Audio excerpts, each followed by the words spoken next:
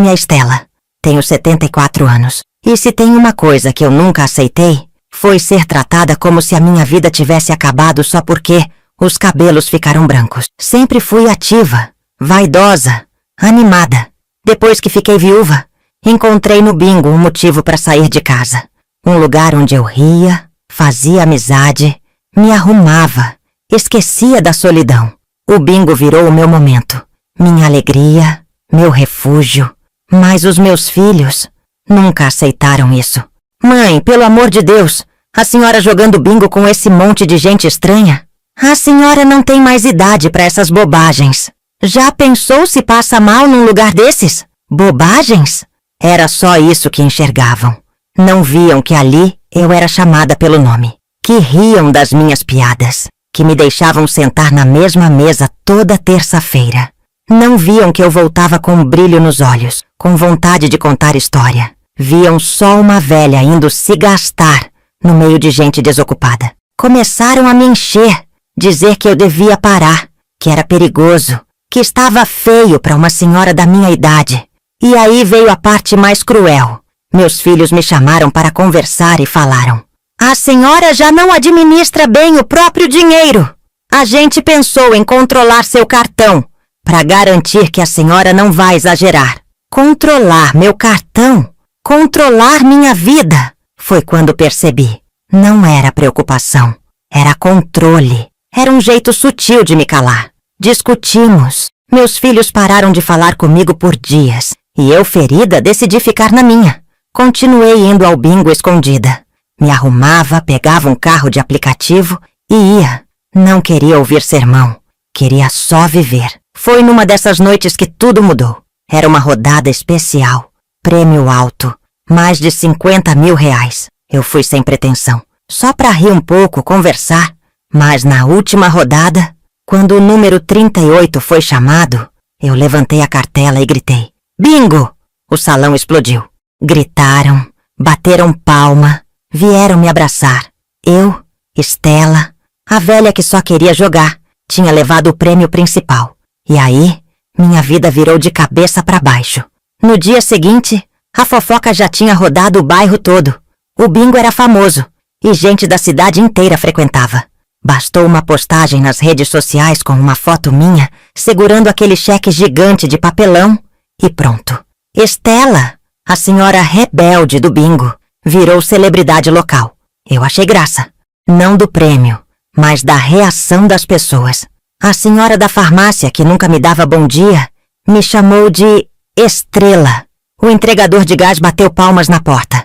Até a dona da pastelaria me mandou um salgado extra com o troco. Mas o que mais me surpreendeu foi o celular tocando, e tocando, e tocando. Primeiro foi o André, meu filho mais velho. Aquele mesmo que disse que eu estava perdendo o juízo por jogar bingo. Ele veio até mim dar os parabéns dizendo que eu devia estar emocionada. Eu falei que realmente estava emocionada. Ainda mais porque até ontem eu era irresponsável, segundo ele. Ele riu, tentou disfarçar e falou: ah, que isso, mãe? A gente só se preocupa. E aliás, estava pensando, por que não vem almoçar aqui no domingo? Faz tanto tempo que não vem. Tempo? Ele não me convidava para nada há quase 6 meses. E agora queria almoço em família? Minutos depois foi a vez da Camila, minha filha mais nova. Mãe, a senhora tá bem? Vi a foto no Facebook. Que demais! A gente precisa comemorar. A senhora devia guardar esse dinheiro direitinho, viu? Se quiser, posso ajudar a administrar. Parei, respirei fundo e respondi: Camila, até uns dias atrás vocês queriam controlar meu cartão para eu não gastar com bobagem. Agora querem me ajudar com o quê? Exatamente? Silêncio. Mãe, não é assim. É exatamente assim. Desliguei. Fiquei parada na sala, refletindo sobre tudo, tentando entender em que momento eu tinha deixado de ser mãe para virar um investimento. O dinheiro não tinha mudado quem eu era, mas tinha mostrado com clareza quem eles realmente eram. E ali, sozinha, com uma sacola de pão e uma conta bancária cheia, entendi. A maior solidão do mundo não é estar sem ninguém. É estar cercada de quem só te ama quando convém. 2 dias depois da vitória no bingo, virei o centro das atenções da família. Só que não era pela alegria de me ver bem, era pelo cheiro de dinheiro. Até então, meus netos, os mesmos que antes mal sabiam o caminho até minha casa, agora estavam sendo encaminhados para me visitar. A Camila apareceu de surpresa com os 2 filhos pequenos. Olha quem veio ver a vovó! Eles estavam morrendo de saudade. As crianças entraram tímidas, meio perdidas. Ela colocou um presente sobre a mesa. Uma caixa de bombons. Mãe, pensei em você. Sei que gosta de chocolate. Engoli em seco. Que gentileza, filha. Que parte do prêmio você quer? Ela arregalou os olhos. Como assim, mãe? Ué, você não trouxe os meninos por saudade. Trouxe para amolecer meu coração, não é? Ela ficou em silêncio, sorriu amarelo e tentou disfarçar. Mãe, a senhora sabe que eu te amo. Amor que só aparece depois do prêmio? É amor ou proposta? No dia seguinte foi a vez do André. Apareceu com uma pasta nas mãos, dizendo que conhecia um contador de confiança, que podia me ajudar a investir bem o dinheiro, que se eu quisesse, ele podia gerenciar tudo para mim. Logo perguntei para ele, o que você ganha com isso, André? Mãe, tô tentando te ajudar, ele disse. Mas quando eu tive febre e liguei pedindo para ir no hospital comigo, você disse que estava ocupado. Ele abaixou os olhos. Agora que eu tô rica, você tem tempo. Curioso, não? Ele tentou mudar de assunto. Me chamou de ingrata. Disse que eu estava de cabeça quente. Disse que tudo que ele queria era me proteger. E então veio o golpe final. Sabe, mãe, se a senhora continuar agindo assim, eu vou acabar afastando os meninos. Não quero que eles vejam a avó surtando por causa de dinheiro. Meu sangue gelou. Ali estava. A chantagem. Usar meus netos como moeda de troca. Como escudo. Como ameaça velada. Olhei nos olhos dele e disse com a calma de quem já foi humilhada demais. Você pode tentar me afastar deles, André. Mas saiba, eu não tenho mais medo. Porque agora eu tenho algo que ninguém nunca mais vai me tirar. Liberdade. E naquela noite, pela primeira vez em muitos anos, dormi com a certeza de que eu ainda tinha voz. E agora, eu ia usá-la. Nem que fosse para gritar o que passei calada por tanto tempo. Depois daquilo, eu me tranquei em mim mesma por alguns dias. Tinha o prêmio, tinha a conta cheia, mas ainda sentia o coração vazio. Porque dinheiro, por mais que ajude, não preenche a dor de se sentir usada. Só que junto com a tristeza, veio a lucidez. Eu não ia mais ser passiva. Eu não ia mais ser a velhinha que ganhou no bingo. Eu ia ser Estela, com todas as letras, com toda a força que me restava. Comecei a escrever num caderno velho. Coisas que eu sempre quis fazer e nunca tive coragem. Na lista estavam comprar minha casinha e nunca mais pagar aluguel para ninguém. Voltar a estudar? Sim, eu ainda queria aprender mais. Viajar sozinha para lugares que sempre sonhei conhecer, como o Rio de Janeiro e os Lençóis Maranhenses. E, por fim, ajudar outras senhoras que, como eu, foram tratadas como peso. Mas, para isso, eu precisava fazer silêncio. Precisava deixar a família acreditar que eu estava vulnerável, frágil, precisando deles. Então, passei a atender ligações com mais paciência, a sorrir com mais cuidado, a responder mensagens com frases neutras. Enquanto isso, com a ajuda de uma amiga de infância, que trabalhava como secretária num escritório de advocacia, organizei tudo. Abri uma conta só minha, em outro banco. Transferi parte do prêmio para uma aplicação segura e comecei a buscar imóveis pequenos, mas confortáveis, longe do bairro da família.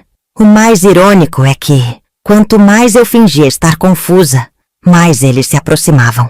Volta e meia, eles vinham com umas conversas do tipo: Mãe, a gente podia te colocar numa casa nossa, sabia?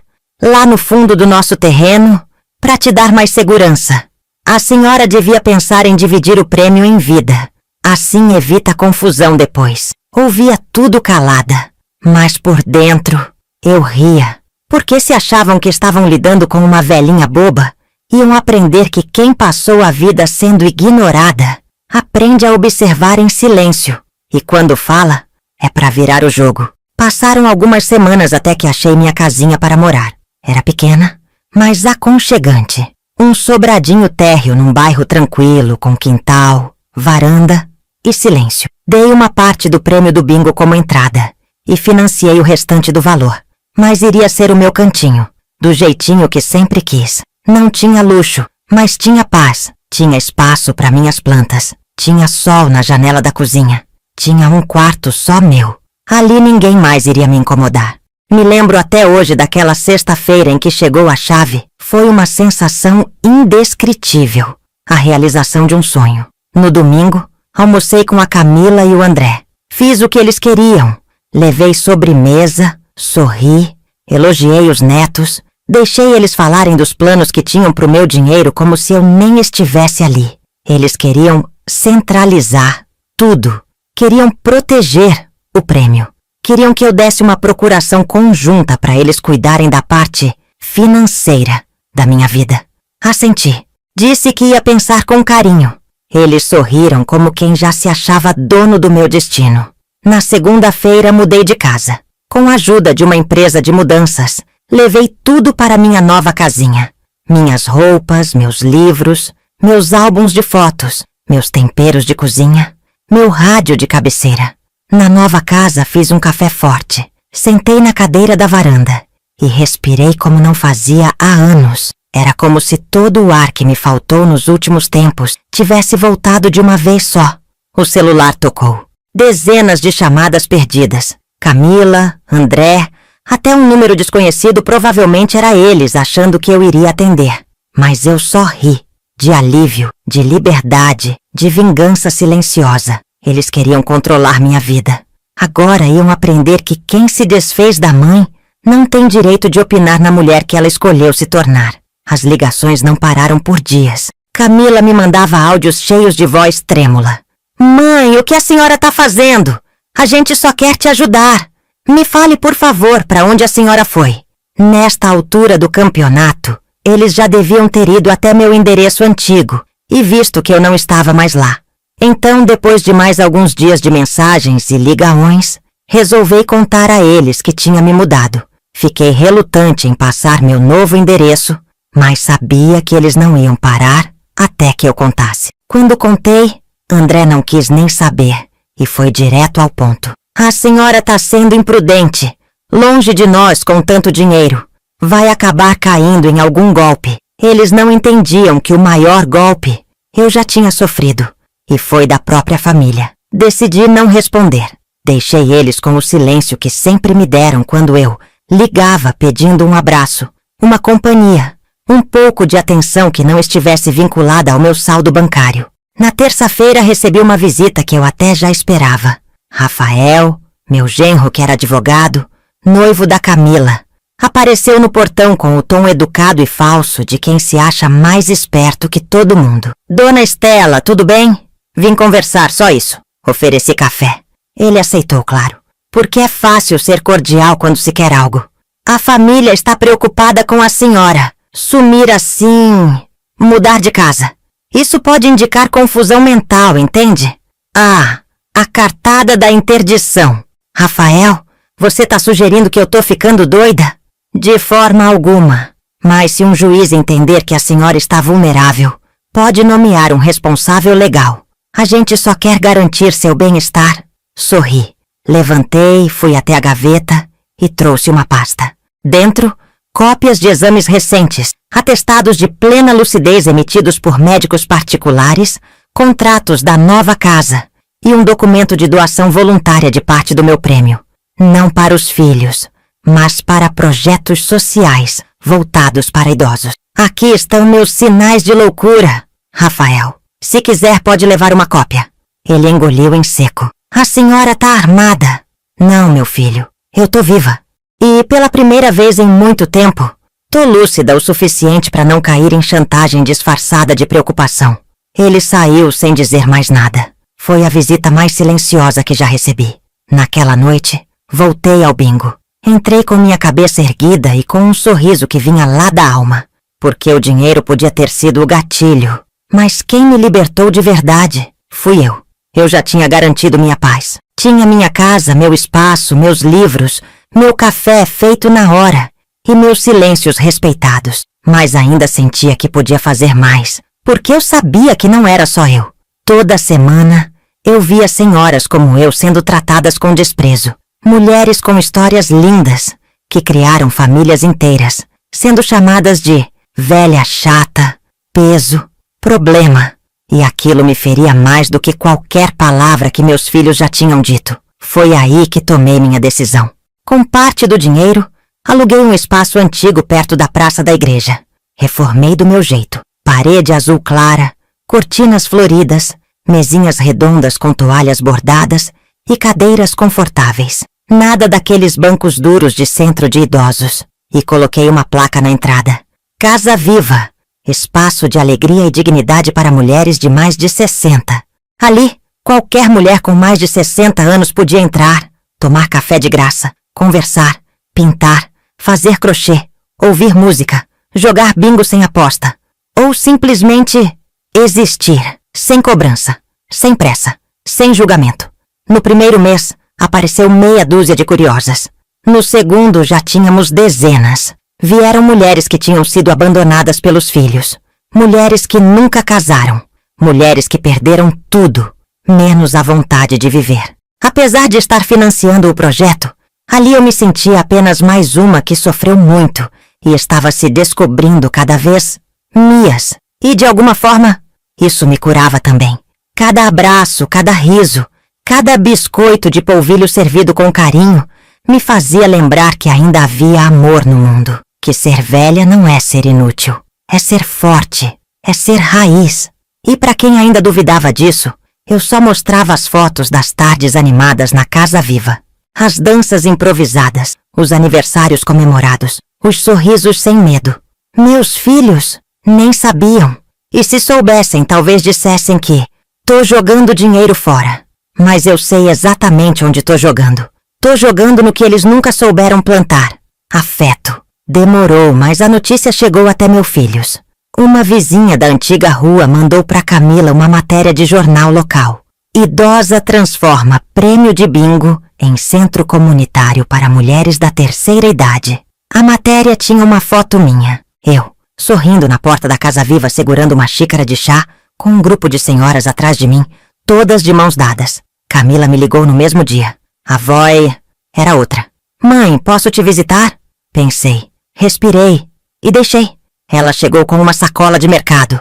Trouxe pão doce, café, bolacha amanteigada. Me abraçou como não fazia há anos. Chorou no meu ombro como se estivesse desmanchando. Mãe, por que a senhora não contou? Isso tudo que a senhora fez é lindo. Mas a gente ficou de fora. Fiquei em silêncio. Esperei ela continuar. A senhora sabe que apesar de tudo, a gente sempre te amou. Só não sabia demonstrar. Não, Camila. Interrompi. Vocês só não souberam aceitar que eu tinha direito de continuar vivendo. De ter prazer, liberdade, vontade. E isso, filha, isso dói mais do que qualquer ausência. Ela baixou a cabeça. Ficou mexendo na alça da bolsa, como quem procura palavras e não acha. Mas a senhora podia ter incluído a gente, chamado para ajudar. Ajudar como, filha? Tomando decisões por mim? Me dizendo o que eu podia ou não fazer com meu próprio dinheiro. Ela chorou. Me perdoa, mãe. Eu já perdoei, Camila. Mas agora, eu escolhi me priorizar. Ela ficou mais um tempo, contou das crianças, tentou puxar conversa sobre recomeço. Eu ouvi, com atenção, mas com limites, porque amor sem respeito é só teatro. E eu não quero mais ser plateia da peça de ninguém. Antes de ir, ela me olhou de um jeito que eu não via há muito tempo.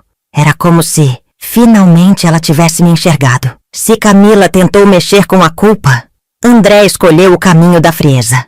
Bateu no meu portão com uma pasta debaixo do braço. Sem flores, sem abraço, sem bolo. Só a cara fechada de sempre. Posso entrar? Pode. Sentei na sala. Ele abriu a pasta e tirou alguns papéis. Eu estive conversando com um advogado. A senhora sabe que, juridicamente, o que a senhora fez pode complicar a partilha futura, né? Partilha? É. A senhora doou dinheiro, comprou imóvel, aplicou valores sem planejamento familiar. Isso pode gerar conflito quando a senhora faltar. Faltar? Mãe, eu só quero te proteger. Foi aí que eu entendi. Ele não veio pedir, veio cobrar. Como se o simples fato de ser meu filho lhe desse o direito de prever minha morte e discutir o que ele achava que já era dele por herança. André, eu não morri. Mas um dia vai, mãe. E eu só tô tentando evitar desgaste entre os irmãos. Quais irmãos? Os mesmos que quiseram controlar meu cartão de crédito quando eu só queria jogar bingo? Ele suspirou, passou a mão no rosto, tentou um último movimento. Mãe, pensa nos seus netos. Ah, os netos. De novo eles como moeda. André, me responde com sinceridade. Você quer o bem dos meus netos? Ou quer garantir o seu próprio? Silêncio. A resposta estava no olhar dele. Vou deixar algo muito claro, filho. O que eu conquistei agora foi dignidade. E quem me vê como um boleto a ser quitado ou uma herança a ser calculada, não vai receber nem metade da mulher que um dia fui. Ele se levantou, juntou os papéis e disse: A senhora tá cega, mãe. Não, André. Pela primeira vez, eu tô enxergando. Ele saiu sem se despedir. E naquele instante, eu não senti tristeza. Senti alívio. Porque quando a máscara cai, a gente não sofre mais pelo teatro. A gente agradece por finalmente saber com quem está lidando. Não demorou muito para eu perceber que precisava me preparar. Não para morrer, mas para garantir que quando eu partisse, o que ficasse fosse verdade. Dinheiro pode causar muito estrago quando cai em mãos erradas. E eu já tinha visto o suficiente para saber que meus filhos, se recebessem tudo, usariam aquilo para lavar a consciência, não para honrar minha memória. Foi então que procurei uma advogada. Uma mulher jovem, inteligente, que me ouviu com respeito. Expliquei tudo, da solidão ao prêmio, da manipulação à libertação. A senhora quer deixar tudo para instituições? Ela perguntou. Respondi que não tudo. Parte iria para Casa Viva.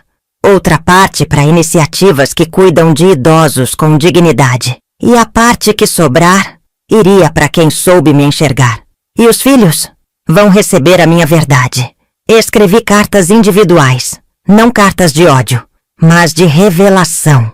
Para Camila escrevi: Filha, você me viu como um problema e só me procurou quando achou que eu podia ser solução.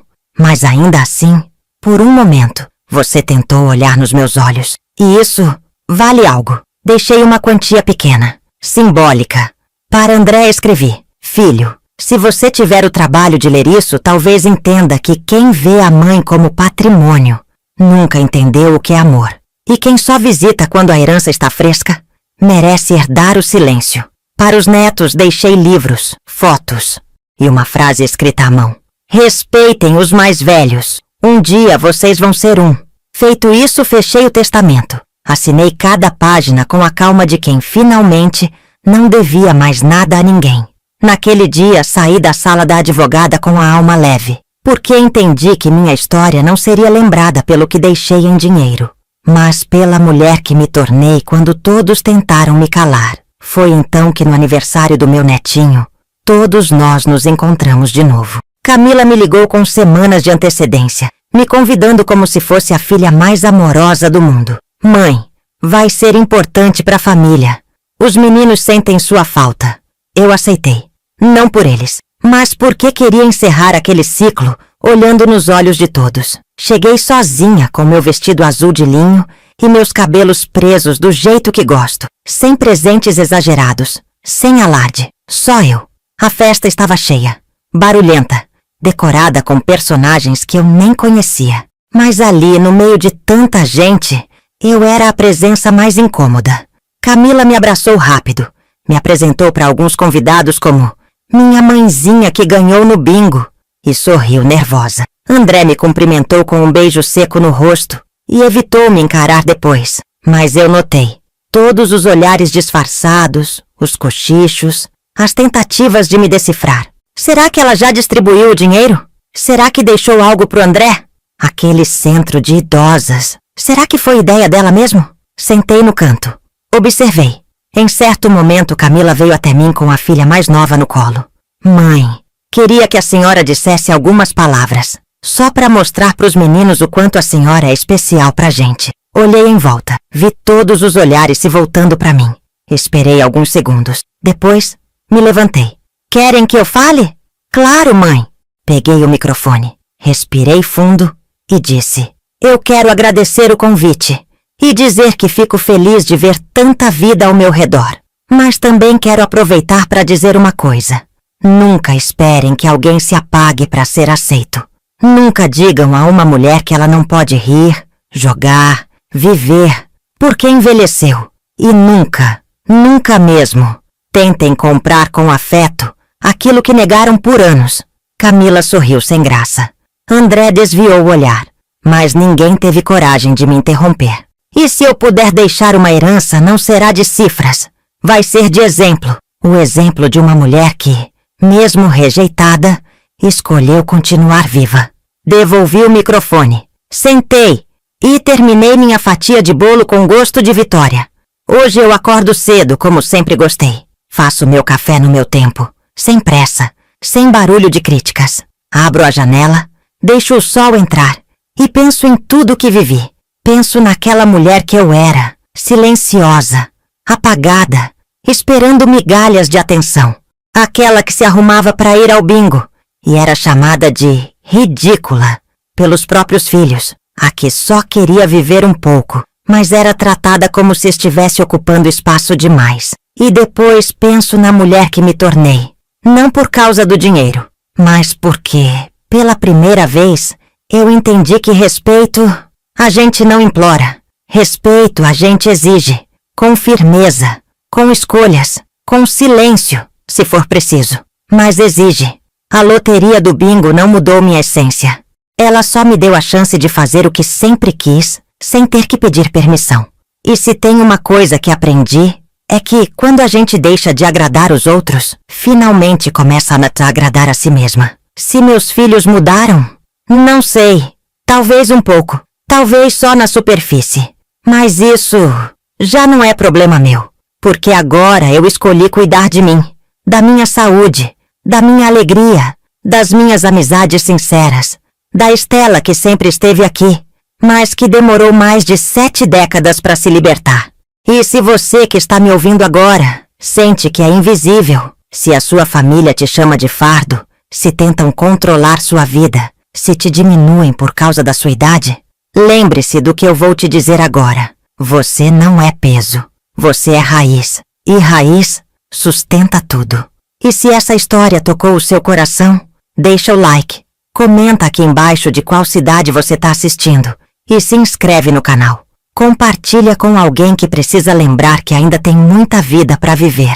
Não importa a idade. Porque enquanto tiver bingo, café e coragem, a gente ainda tem muito a viver. Fiquem com Deus, meus queridos. Até mais.